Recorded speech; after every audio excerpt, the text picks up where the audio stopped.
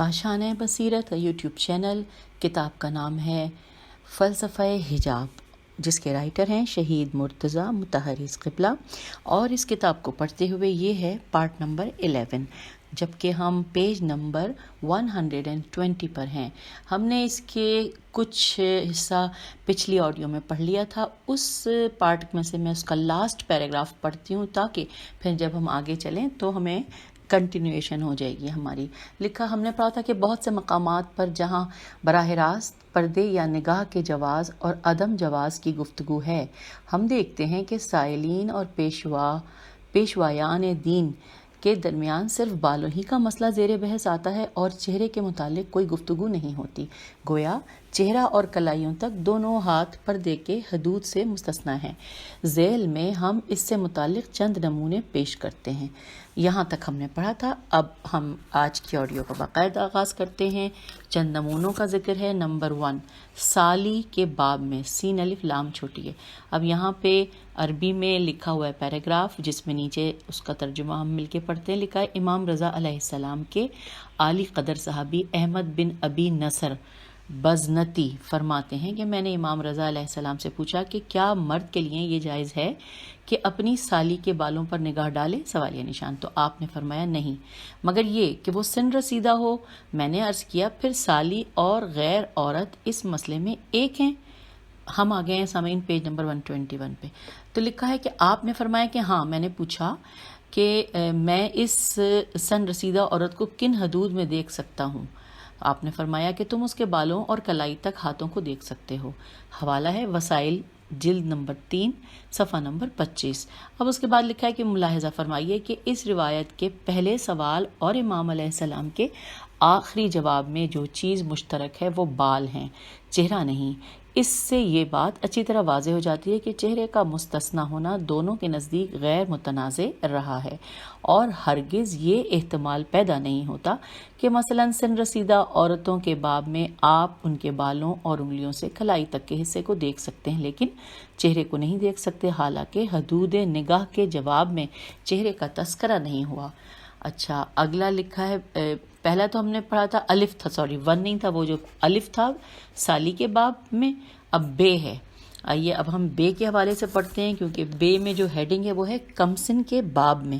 یہاں پہ بھی عربی کی 2 لائنیں ہیں. اس کے نیچے لکھا ہے کہ امام رضا علیہ السلام نے احمد بن ابی نصر بزنتی سے فرمایا کہ جب لڑکا 7 سال کا ہو جائے تو اسے نماز پڑھنے کی ترغیب دو، لیکن عورت پر لازم نہیں ہے کہ اس لڑکے کے سن بلوغ کو پہنچنے سے پہلے اس سے اپنے بال چھپائے. حوالہ دیا ہوا ہے وسائل جلد نمبر 3 صفحہ نمبر 29. آگے لکھا ہے گویا نماز کی ترغیب دینا عادت ڈالنے کے لیے ہے، وگرنہ 7 سال کا لڑکا جوان مرد کا حکم نہیں رکھتا. یہاں بھی بالوں کو چھپانے کا مسئلہ درپیش ہے، چہرے کا نہیں.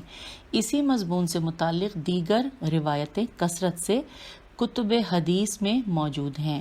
پھر لکھا ہے اگلے پیراگراف میں کہ ممکن ہے کہ یہ کہا جائے کہ بالوں کو بطور مثال پیش کیا گیا ہے کیونکہ یہاں بدن کا تذکرہ نہیں آیا ہے، حالانکہ ہمیں معلوم ہے کہ بدن کا چھپانا بھی واجب ہے. اس بنا پر ممکن ہے کہ چہرے کا چھپانا بھی واجب ہو اور اس کا تذکرہ نہ کیا گیا ہو. پھر آگے لکھا ہے کہ اس کا جواب یہ ہے کہ اگر چہرے کا چھپانا واجب ہوتا تو مناسب ہوتا کہ اسے بطور مثال پیش کیا جاتا، کیونکہ ہمارے یہاں پردہ چہرہ ڈھانپنے سے عبارت ہے، اور اس کا راز یہ ہے کہ کام کرنے میں جس حصے کے کھلنے سے زیادہ امکانات ہو سکتے ہیں وہ چہرہ ہے، اور جب اس کے چھپانے کی بات کی جائے تو پھر دوسرے حصوں کے چھپانے کا وجوب بدرجہ اولا سمجھا جا سکتا ہے، لیکن بدن کے دوسرے حصوں کا چھپانا عملاً مورد بحث نہیں رہا ہے، اور اس کے جواز میں کوئی شک نہیں پایا جاتا تھا کہ اس کے بارے میں سوال کیا جاتا. ہم آگئے ہیں پیج نمبر 122 پر. اب الف بے ہم نے پڑھ لیا. الف میں ہم نے سالی والا پڑھا، بے میں ہم نے کمسن کے باب میں پڑھا، اور اب آگے ہے جیم. جیم میں لکھا ہے باندی غلاموں کے باب میں. اس میں بھی عربی کا جو ایک لائن ہے اس کے نیچے لکھا ہے کہ یعنی غلام کے لیے اپنی مالکن کے بالوں اور پیروں پر نگاہ ڈالنا جائز ہے. اور حوالہ ہے وسائل جلد نمبر 3 صفحہ نمبر 29 اور کافی جلد نمبر 5 صفحہ نمبر 531. پھر لکھا ہے کہ ایک اور روایت میں خواجہ سراؤں کے بارے میں جو ممکن ہے مملوک بھی نہ ہو سوال ہے. اچھا اب ترجمہ میں جو عربی کا ایک پیراگراف ہے اس ترجمہ نیچے لکھا ہے کہ امام رضا علیہ السلام سے کہ ایک عالی مرتبت صحابی محمد بن اسماعیل بن بزی بے زے یہ عین فرماتے ہیں، میں نے امام رضا علیہ السلام سے پوچھا کہ کیا آزاد عورتیں خواجہ سراؤں کے سامنے سر ڈھکے رکھیں؟ سوالیہ نشان۔ تو کنیزوں کے بارے میں معلوم ہے کہ ان کے لیے سر ڈھانکنا ضروری نہیں ہے، لہٰذا اس سوال کو آزاد عورتوں سے مختص کیا گیا ہے۔ اب آگے لکھا ہے کہ امام علیہ السلام نے فرمایا، نہیں، خواجہ سرا میری بہنوں کے سامنے جاتے تھے اور وہ سر نہیں ڈھکتی تھیں۔ میں نے پوچھا کہ خواجہ سرا آزاد تھے یا غلام؟ آپ نے فرمایا آزاد نہیں تھے۔ میں نے عرض کی کہ اگر یہ آزاد ہوں تو کیا ان کے سامنے سر ڈھانکنا ضروری ہے؟ فرمایا نہیں۔ حوالہ ہے وسائل جلد نمبر 3 صفحہ نمبر 29۔ اب آگے لکھا ہے تفسیر آیات میں ہم یہ گفتگو کر چکے ہیں کہ خنثی اور غلام عورت کے لیے محرم ہیں یا نامحرم؟ سوالیہ نشان۔ اچھا اب لکھا ہے اکثر فقہا کہتے ہیں کہ محرم نہیں ہے، لیکن بہرحال یہ وہ اس سلسلے کی دیگر تمام روایات باہمی اختلاف کے باوجود جو اصول کافی، وسائل الشیعہ اور دیگر کتب حدیث میں درج ہیں، پردے میں چہرے کو نہ چھپانے کے جواب میں مشکوک نہیں۔ اب ہم آ گئے پیج 123 پر۔ اب الف بے جیم پڑھ لیا تھا، اب آ گیا دال۔ دال میں لکھا ہے ذمی عورتوں کے باب میں۔ اب ذمی میں میم جو ہے اس پہ تشدید ہے۔ ذمی ان غیر مسلموں کو کہا جاتا ہے جو قدیم آسمانی مذاہب کے پیروکار اور اسلامی حکومت کی پناہ میں معاہدے کے تحت رہتے ہیں۔ تو اب ہم یہاں پہ ان کے حوالے سے یہ جو ہیڈنگ ہے کہ ذمی عورتوں کے باب میں، تو یہاں پر پھر لکھا ہے جو عربی کا پورا پیراگراف ہے جو کہ جس کا حوالہ ہے وسائل جلد نمبر 3 صفحہ نمبر 26۔ تو آئیے پڑھتے ہیں۔ اس میں لکھا ہے سکونی اہل سنت کے عالم ہیں، انہوں نے امام جعفر صادق علیہ السلام سے بہت سی روایتیں نقل کی ہیں اور شیعہ علماء کے نزدیک قابل اعتماد ہیں۔ وہ امام جعفر صادق علیہ السلام سے روایت کرتے ہیں کہ رسول خدا صلی اللہ علیہ وآلہ وسلم نے فرمایا ذمی عورتوں کے بالوں اور ہاتھوں کو دیکھنا حرام نہیں ہے۔ اس کے بعد پھر عربی کی 2 لائنیں ہیں اور اس کا حوالہ بھی وسائل جلد نمبر 3 صفحہ نمبر 26 کا ہے۔ اس کا ترجمہ میں لکھا ہے کہ امیر المومنین امام علی علیہ السلام ارشاد فرماتے ہیں ذمی عورتوں کے سروں کی طرف دیکھنا جائز ہے۔ پھر نیچے لکھا ہے کہ فقہا اور مجتہدین اس بات پر متفق ہیں کہ اہل کتاب عورتوں کو دیکھنا جائز ہے۔ پھر لکھا ہے البتہ فقہا کے ایک گروہ نے اس میں ایک قید لگائی ہے اور وہ یہ ہے کہ صرف اس حد تک اکتفا کرنا چاہیے جس حد تک پیغمبر اکرم صلی اللہ علیہ وآلہ وسلم کے زمانے میں معمول رہا ہے، یعنی یہ دیکھنا ہوگا کہ اس زمانے میں کن مقامات کو کھلا رکھا جاتا تھا، بس اسی حد تک دیکھنا جائز ہے۔ ہم آ گئے پیج 124 پر۔ دیکھنا جائز ہے جو شہوت اور لذت کے لیے نہ ہو، لیکن آج کل عریانی جس حد تک پہنچ گئی ہے اسے دیکھنا جائز نہیں ہے۔ پھر لکھا ہے کہ لیکن بعض دیگر فقہا کا موقف ہے کہ بدن کے جن حصوں کو وہ مجمع عام میں کھلا رکھتی ہیں ان کو دیکھنے میں کوئی حرج نہیں ہے، اگرچہ رسول صلی اللہ علیہ وآلہ وسلم کے زمانے میں یہ کیفیت نہیں تھی۔ اچھا الف بے جیم دال کے بعد اب ہے آ گیا۔ ہے میں ہیڈنگ لکھی ہے صحرائی یا دیہاتی عورتوں کے باب میں۔ یہ کتاب عربی جو لکھی ہے وہ کتاب حوالہ ہے وسائل جلد نمبر 3 صفحہ نمبر 26۔ ترجمہ میں پڑھنے جا رہی ہوں۔ لکھا ہے عباد بن صہیب سین ہے یہ بے۔ امام جعفر صادق علیہ السلام سے روایت کرتے ہیں کہ صحرائی، دیہاتی اور غیر مسلم عورتوں کے سروں کو دیکھنے میں کوئی حرج نہیں۔ اب جہاں پہ دیہاتی عورتوں لکھا ہے وہاں پہ حاشیے میں پڑھنے کو کہا ہے، میں پڑھتی ہوں۔ لکھا ہے حدیث میں اہل سواد کا لفظ آیا ہے، اس سے مراد اطراف شہر کے کھیت کھلیان اور بستیاں ہیں، یا پھر اس لیے کہ وہ مقامات دور سے سیاح دکھائی دیتے ہیں۔ تاہم اکثر اوقات سواد سے اطراف کوفے کے کھیت کھلیان مراد لیے جاتے ہیں۔ یہ ہم نے پڑھ لیا۔ اب ہم آ گئے دوبارہ سے کہ عباد بن صہیب امام جعفر صادق علیہ السلام سے روایت کرتے ہیں کہ صحرائی، دیہاتی اور غیر مسلم عورتوں کے سروں کو دیکھنے میں کوئی حرج نہیں ہے، اس لیے کہ انہیں کتنا بھی منع کیا جائے وہ اسے باز نہیں آتی۔ اچھا اس کے بعد لکھا ہے بعض فقہا نے اس روایت کی بنیاد پر فتوے بھی صادر کیے ہیں، اور اس کے لیے ہمیں حوالہ دیا گیا ہے منہاج الصالحین طبع 9 اور کتاب النکاح مسئلہ نمبر 3، یہ ہم جا کے دیکھیں گے تو وہاں پہ وہ فتوے ہمیں مل جائیں گے۔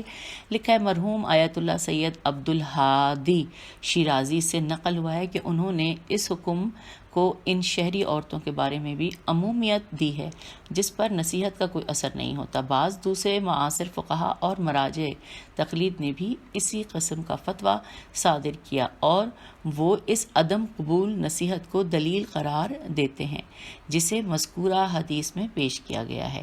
بیشتر فقہا یہ فتویٰ نہیں دیتے، لیکن انہوں نے ان مقامات میں آمد و رفت سے مردوں کو نہیں روکا۔ ہم آ گئے ہیں پیج 125 پہ۔ مردوں کو نہیں روکا ہے جہاں یہ عورتیں رہتی ہیں۔ اگر گزرتے ہوئے کسی پر ان کی نظر پڑ جائے تو اس میں کوئی مضائقہ نہیں، لیکن دائمی طور پر ان کی تکرار بھی مناسب نہیں۔ بہرحال اس قبیل کی روایات میں ہمارا استشہاد یہ ہے کہ کسی مقام پر بھی چہرے اور کلائیوں تک دونوں ہاتھوں کا تذکرہ نہیں ہوا، اس لیے کہ ان کو نہ چھپانا راویوں کے نقطہ نظر سے مسلم اور شک و شبہ سے بالا تر ہے۔ ہم پہلے بھی کہہ چکے ہیں کہ اس امر کا کوئی امکان نہیں کہ چہرہ چھپانے کو واجب سمجھا گیا ہو اور بال چھپانے سے منع کیا گیا ہو۔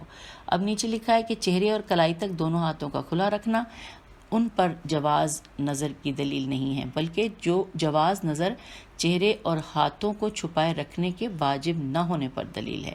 لکھا ہے ہم نے اس سے پہلے اچھا اب یہ پھر آیت چھوٹ لکھی ہے، میں کوشش کرتی ہوں صحیح پڑھ لوں کہ ولا یبدینا زینتہن، یہ وہی والی جو ہم نے پہلے پڑھی تھی، اس کے ذیل میں بعض روایتوں کا تذکرہ کیا ہے اور اب پھر مزید چند روایتیں پیش کر رہے ہیں۔ اب جو یہ روایت دی گئی ہے انہوں نے الف دی ہے، حوالہ ہے قرب قاف رے بے الف لام الف سین نون الف دے قرب الاسناد صفحہ نمبر 40۔ عربی میں لکھا ہے، ترجمہ میں پڑھ رہی ہوں کہ مسعدہ میم سین عین دال ہے، مسعدہ بن زرارہ امام جعفر صادق علیہ السلام سے نقل کرتے ہیں کہ جب آپ سے عورت کی اس زینت کے بارے میں سوال کیا گیا جسے وہ آشکارا کر سکتی ہے تو آپ نے فرمایا چہرہ اور کلائیوں تک دونوں ہاتھ۔ یہ ہم نے الف پڑھ لیا اس روایتوں میں سے۔ اس کے بعد بے روایت جو ہے یہ وسائل جلد نمبر 1 صفحہ نمبر 135 کی ہے۔ ترجمہ میں پڑھنے جا رہی ہوں کہ مفضل بن عمر نے امام جعفر صادق علیہ السلام سے ایک ایسی عورت کے بارے میں سوال کیا جو حالت سفر میں مر گئی ہو۔ پیج 126۔ جو حالت سفر میں مر گئی ہو اور اسے غسل دینے کے لیے کوئی محرم مرد کوئی عورت موجود نہ ہو تو امام علیہ السلام نے فرمایا اس کے مواضع میم واولف زوئے این تیمم کو غسل دینا چاہیے، لیکن اس کا بدن چھوا نہ جائے اور اس کے ان محاسن کو آشکار نہ کیا جائے جن کے چھپانے کو اللہ نے واجب قرار دیا ہے۔ میں نے پوچھا کہ کس طرح عمل کرنا ہوگا؟ فرمایا پہلے اس کی ہتھیلیاں دھوئی جائیں، پھر اس کا چہرہ اور اس کے ہتھیلیوں کی پشت۔ دیکھیے یہاں بھی چہرے اور کلائی تک دونوں ہاتھ بطور واضح ان حصوں میں شامل ہیں جن کے ڈھانکنے کو واجب قرار دیا گیا ہے۔ اب پہلے ہم نے امین الف اور بے پڑھا تھا، اب جیم میں جو عربی کی 2 لائنیں ہیں اس میں لکھا ہے، حوالہ ہے قرب الاسناد صفحہ نمبر 102۔ ترجمہ ہے علی بن جعفر امام جعفر صادق علیہ السلام کے فرزند اور جلیل القدر شخصیت ہیں۔ آپ نے اپنے بھائی امام موسی کاظم علیہ السلام سے پوچھا کہ کس حد میں کوئی مرد کسی نامحرم عورت کو دیکھ سکتا ہے؟ آپ نے فرمایا چہرہ اور کلائیوں تک دونوں ہاتھ اور چوڑیاں پہننے کی جگہ۔ اچھا اب الف بے جیم پڑھ لیا تھا، اب دال ہے۔ دال میں بھی عربی کی جو کافی بڑا پیراگراف ہے ہم اس کا ترجمہ پڑھیں گے، اور یہ ہم آگے ہیں پیج نمبر 127 پہ، اور یہ حوالہ ہے کافی جلد 5 صفحہ نمبر 528، اور وافی ہے یا وانی جلد نمبر 12 صفحہ نمبر 124، اور وسائل جلد نمبر 3 صفحہ نمبر 25۔ یہ ساری چیزیں یہ حوالے ہیں، ہم ترجمہ پڑھ رہے ہیں۔ لکھا ہے حدیث کا مضمون بطور اختصار یہ ہے کہ حضرت جابر بن عبداللہ انصاری کہتے ہیں کہ میں اور رسول اللہ صلی اللہ علیہ وآلہ وسلم جناب فاطمہ زہرا سلام اللہ علیہا کے گھر پہنچے۔ رسول اللہ صلی اللہ علیہ وآلہ وسلم نے باہر سے سلام کیا اور اندر آنے کی اجازت چاہی۔ جناب فاطمہ نے ان کو اجازت دی۔ رسول اللہ صلی اللہ علیہ وآلہ وسلم نے پوچھا کیا کیا میں اپنے ساتھی کے ساتھ آ سکتا ہوں؟ جناب فاطمہ زہرا سلام اللہ علیہ نے فرمایا بابا جان میرے پاس سر ڈھانپنے کے لیے کوئی چیز نہیں ہے۔ رسول اللہ صلی اللہ علیہ وآلہ وسلم نے فرمایا اپنے پہناوے کے اضافی حصوں سے اپنا سر چھپا لو۔ اس کے بعد پھر آپ نے اندر آنے کے لیے پوچھا اور اجازت ملنے پر داخل ہوئے۔ جناب فاطمہ سلام اللہ علیہ کا چہرہ شکم ملخ کی مانند زرد تھا۔ رسول اللہ صلی اللہ علیہ وآلہ وسلم نے پوچھا تمہاری یہ کیفیت کیوں ہے؟ انہوں نے فرمایا بابا جان بھوک نے یہ حال کر دیا ہے۔ رسول اللہ صلی اللہ علیہ وآلہ وسلم نے دعا فرمائی کہ خدا بندہ میری بیٹی کو سیر فرما۔ آپ کی اس دعا سے جناب فاطمہ کا چہرہ گلابی ہو گیا اور ایسا محسوس ہونے لگا جیسے آپ کے چہرے میں خون نے جوش مارنا شروع کر دیا ہے، اور اس کے بعد جناب فاطمہ زہرا سلام اللہ علیہ کی بھوک مٹ گئی۔ اس جہاں پر حوالہ دیا گیا ہے، حاشیے میں ہمیں پڑھنے کو کہا گیا ہے، میں پڑھنے جا رہی ہوں۔ لکھا ہے اس کتاب کے پہلے ایڈیشن کے بعد بعض حضرات نے ہم سے یہ وضاحت چاہی کہ یہ کیوں کر ممکن ہے کہ رسول اللہ صلی اللہ علیہ وآلہ وسلم کی بیٹی کا چہرہ بھوک سے زرد ہو، آخر کیوں اور کس لیے آپ بھوکی تھیں؟ تو میں ان حضرات کا شکر گزار ہوں کہ انہوں نے اپنا سوال ہمارے سامنے پیش کیا۔ جواباً عرض ہے کہ ان دنوں مسلمانوں کی زندگی مدینے میں اسرت عین سین ریتے میں گزر رہی تھی، پھر جنگوں نے بھی مدینے کی معیشت کو کمزور کر دیا تھا، رہی صحیح کسر قحط نے پوری کر دی۔ چنانچہ جس سال غزوہ تبوک پیش آیا اس سال بڑا سخت کال پڑا، اور اسی لیے سپاہ تبوک کو جیش الاسرت کہا جاتا ہے۔ حالت یہ تھی کہ بعض اوقات اصحاب صفہ کے پاس نماز میں شرکت کے لیے مناسب لباس نہیں ہوتا تھا۔ اسی صورت میں ایک دن رسول اللہ صلی اللہ علیہ وآلہ وسلم نے جناب فاطمہ سلام اللہ علیہ کے گھر میں ایک پردہ لٹکا ہوا دیکھا۔ آپ کے چہرے پر کچھ کراہت کے آثار نمایاں ہوئے۔ جناب فاطمہ نے فوراً پردہ اپنے پدر بزرگوار کی خدمت میں پیش کیا۔ آپ نے یہ حدیث بڑی وضاحت سے خدمت میں پیش کیا۔ آپ نے اس پردے کے ٹکڑے کیے اور انہیں اصحاب صفہ میں بانٹ دیا۔ یہ درست ہے کہ امام علی علیہ السلام ایک جفاکش انسان تھے اور سپاہیانہ خدمت کے صلے اور غنائم جنگی کے علاوہ ان کے پاس کھیتی باڑی کا شغف بھی تھا۔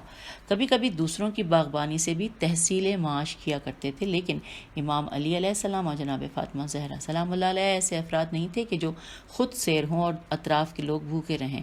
آپ جو کچھ کماتے تھے وہ دوسروں کو بطور ایثار دے دیا کرتے تھے، اور اسی ضمن میں سورہ حل عطا نازل ہوئی۔ بے شک صدر اول کے مسلمانوں نے سختی کے باوجود اس کے پرچم کو تھام کر اسے دنیا کے دور دراز علاقوں تک پہنچایا۔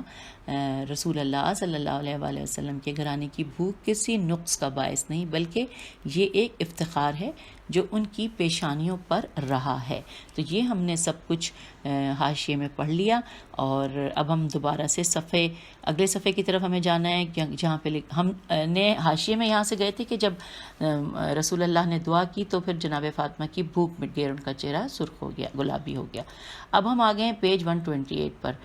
لکھا ہے یہ حدیث بڑی وضاحت سے بتاتی ہے کہ چہرہ ڈھانکنا اور واجب نہیں، اور یہ کہ چہرے پر نظر کرنا بھی جائز ہے۔ اچھا، اب سامعین ہم الف بے جیم دال پڑھ چکے تھے، اب ہے میں لکھی ہے جو عربی، اس کا جو حوالہ ہے وہ ہے کافی جلد نمبر 5 صفحہ نمبر 521، اور وسائل جلد نمبر 3 صفحہ نمبر 25، اور وافی جلد نمبر 12 صفحہ نمبر 121۔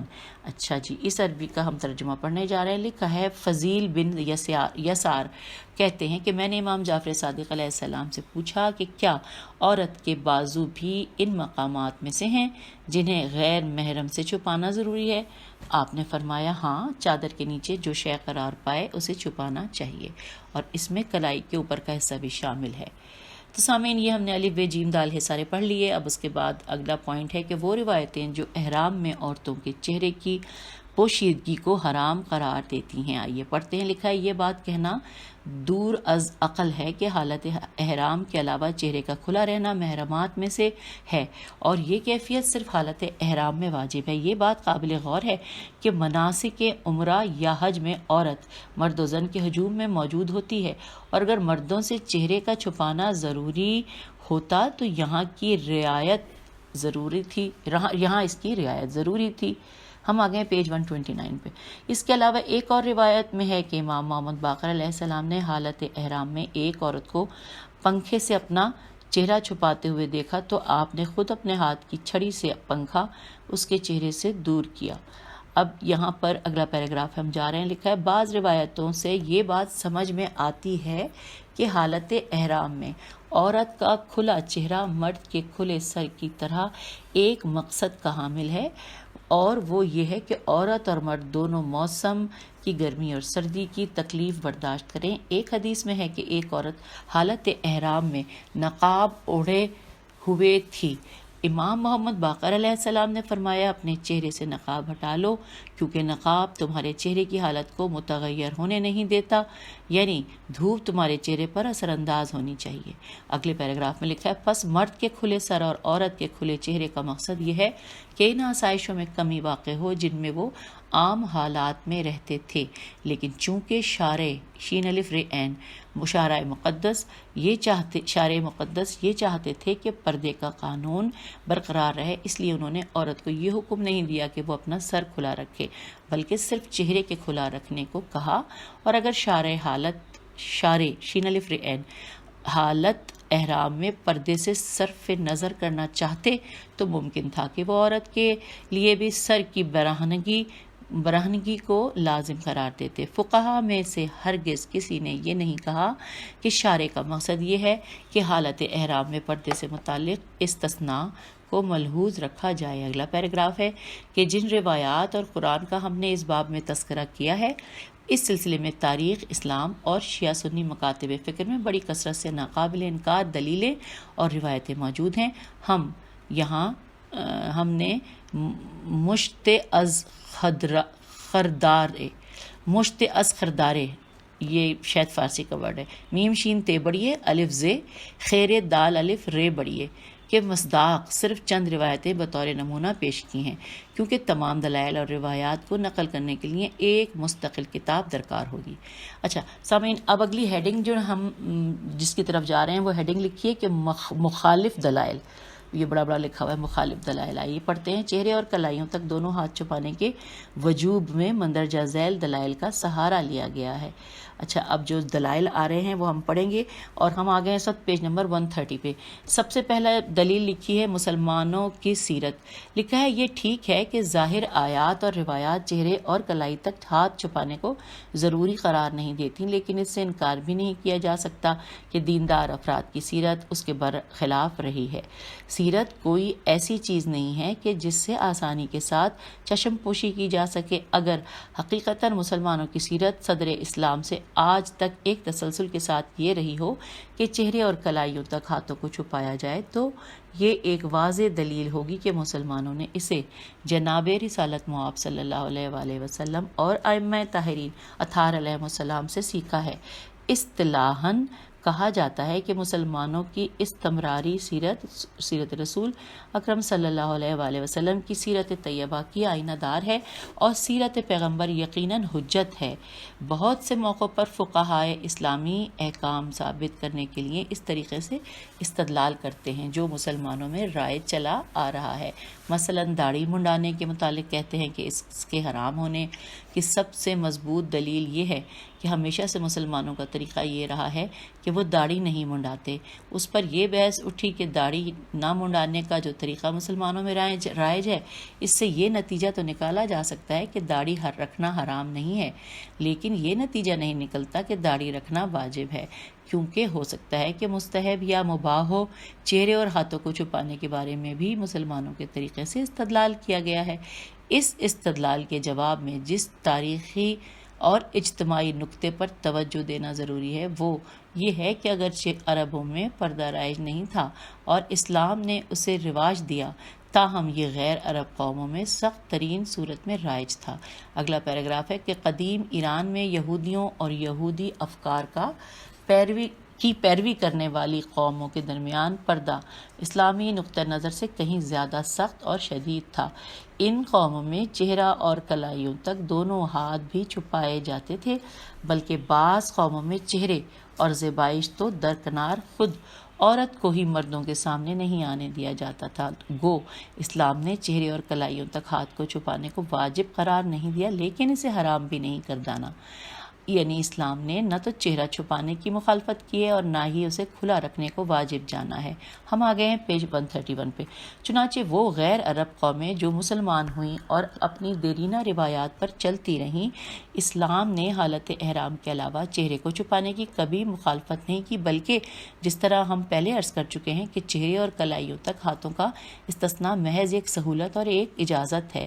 اسلام کا اخلاقی رجحان حتی الامکان ستر پوشی کی طرف ہے، لہٰذا اگر بالفرض کوئی ایسی سیرت موجود ہو تو وہ چہرے اور کلائیوں تک دونوں ہاتھوں کے چھپانے کے وجوب کی دلیل نہیں بن سکتی۔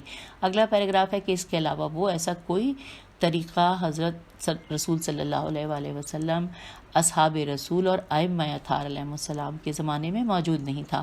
تاریخ کے جھروکوں سے ہمیں جو نظر آتا ہے وہ یہ ہے کہ قرون اولیٰ کہ مسلمانوں کا طرز زندگی اس سے بہت مختلف تھا، جو بعد کی صدیوں میں عربوں کے غیر قوموں سے اختلاط الف خ ت لام الف توئے قوموں سے اختلاط اور خاص کر مشرقی رومی سلطنت اور ایران کی رسوم و عادات سے اثر پذیر ہونے کے بعد وجود میں آیا، یہاں تک کہ بعض مغربی مورخین کو جو اسلامی تعلیمات سے صحیح آگاہی نہیں رکھتے تھے، یہ غلط فہمی پیدا ہوئی کہ بنیادی طور پر اسلام نے عورت کے پردے کے بارے میں کوئی حکم نہیں دیا، اور اس سلسلے میں رائج تمام رسوم دنیا اسلام میں باہر سے آئی ہیں۔